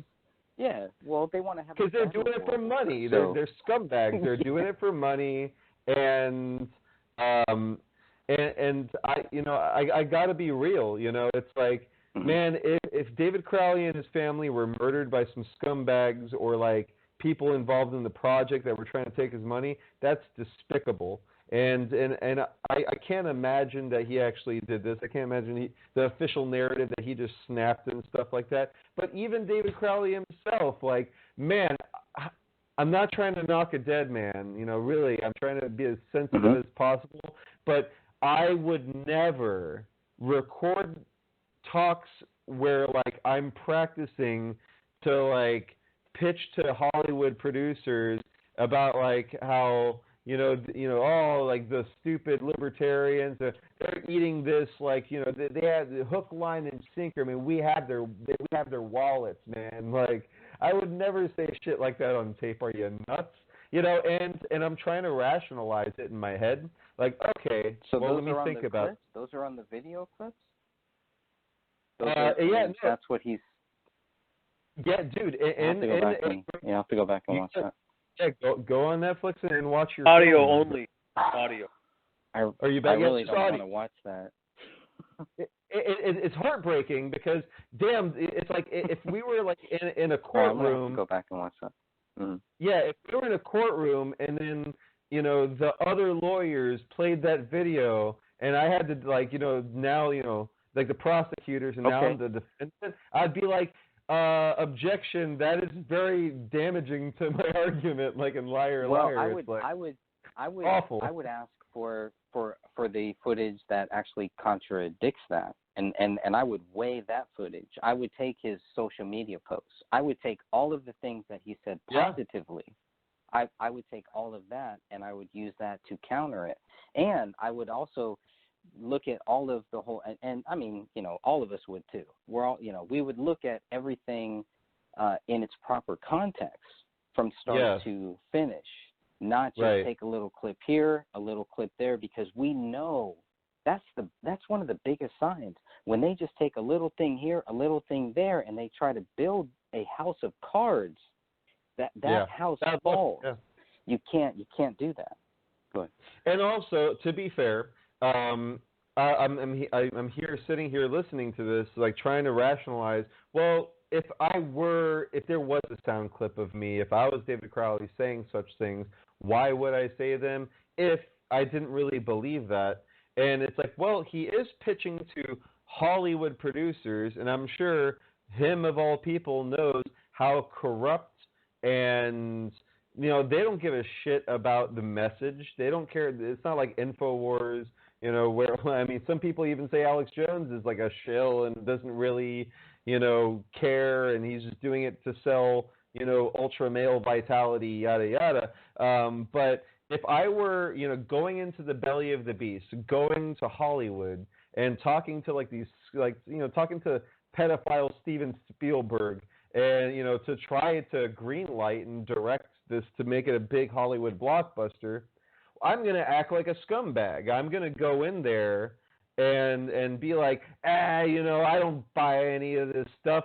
But you have this target demographic with, huge disposable incomes that will go to the movie, that will buy all the merchandising, and in order to sound convincing, if David Crowley is as, control freak or methodical and, he figures everything out, he's very OCD, well, then he's like, well, man, if I'm going to be lying through my teeth to these Hollywood producers, maybe I should he recorded everything, so maybe I should record these conversations, and how I'm pitching it, because you even hear him, he'll say one thing, and then he'll be like, no, that's not the right word. He's talking to himself, like he'll interrupt himself, talk to himself and be like, no, I would say it this way. And so he's crafting this personality of this sociopath that doesn't care, and they're just all about the money. And man, now that I'm saying it out loud, that sounds more plausible than actually thinking that he, would do such a thing. And then again, they cut it out of context. And then they showed it to the people that he was pitching to, and then they feel insulted, because here this person is trying to, trying to manipulate them, like imagine it, Greg, if I was like, if these recordings of Christian Coffins being like, oh, when I talk to Greg Fernandez, I'm going to act like I really care about the Bohemian Grove, and, when we meet, I'm going to, it's like, man, that would make you really wonder for a second, and your gut instinct right when you hear that, you'd probably be like, oh, fuck, Christian's a shill, and you would have every right to in that first moment. And again, like I saw that, and I rewatched it today, And I should have clipped some of that stuff so we can actually talk about it. I mean, but if we're going to be making this documentary, we're going to do that in the near future anyway. But yeah, man, that's more plausible. There is one thing.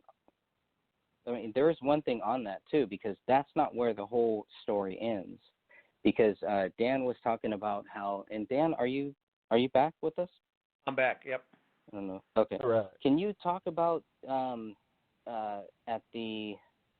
when this film showed up? I think it was at the Walker Theater, and they had a Q&A, and I think Eric Nelson had to kind of backtrack and kind of show us that even that scene was taken out of context. It was twisted. Yeah, they did a premiere. That? Can you hear me? Yeah. Okay. Yeah. So they did after they made its rounds. That movie, that documentary, went to about 15 different film festivals, including Tribeca and Australia and in Europe. And they pushed it as also nominated it as the documentary of the year for the Oscars. It didn't win, of course, but that's how they pitched it. Now, then they did because it's in Minneapolis, it's based. They did a world, basically a premiere at a theater at the Walker Arts Center here in Minneapolis, and they did a Q&A after the viewing of the show. And Eric Nelson, the director, answered some questions, and some other folks were there as well to answer. And so most of the questions were just normal types of normie questions, but he got hit with a couple of good questions, and he had to backtrack. I was not there, but he did have to backtrack because he was sending conflicting messages on how he was going to do this. Did he want to, answer it and bring closure to the case? No, but he wanted to give all sides of the story and have the viewer leave the theater with their own thoughts and their own perceptions as to what possibly could have happened. And like we've stated earlier, that obviously was not the case, because it was a lot of subliminal during the entire movie, planting certain seeds at certain spots. So when you left there, you basically cemented the fact that he did it, and he's a crazy nut job. But like Greg mentioned earlier, most of the traffic on our Justice Facebook page now for new members is people who watch the documentary. That's what's driving the most people. It seems that if you're awake and watching that documentary, it jumps out as something does not make sense. But the normies watch it and they go home and their day is done. They don't think twice about it. But we're getting a lot of traction on our page from people who watch that documentary, specifically like yourself, Christian. Well, I love it, man, because and again, there's no such thing as bad publicity where you guys got railroaded in this thing, yet now you're seeing the spoils of war, where here we are now. Now we're going to put out the real documentary through DarkDox, and now you have people watching it on Netflix that are semi-woke or woke, and they're like, that doesn't make sense. I'm going to start truth seeking, and they're bound to find your endless stuff on your websites.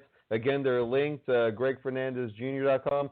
Dan, do you have your own website on all this, or just the Facebook? Mine is www.uglytruth.info, and I have a playlist on YouTube as well, my Dan Hennen channel, and that consists of 44 videos, all on the Crowley case. That's fantastic, and it's great to be working with you now. You're a regular on Internal Affairs Media. I imagine we're going to be doing a lot of work together, so I'm glad we get along. And, I mean, we covered a lot today in these 2 hours. We got about a minute left. Any last notes from you guys? Nope, I'm good. No, I think that was pretty solid. I just wanted to wrap up the show by saying I did hire a private investigator to look into this case back in February, and so he's still pouring through the notes, and we should have results here in the next couple of months. That's fantastic. Well, I'm going to go ahead and play the tune-out music. Thanks again, and we'll be talking soon, guys. All right, thanks.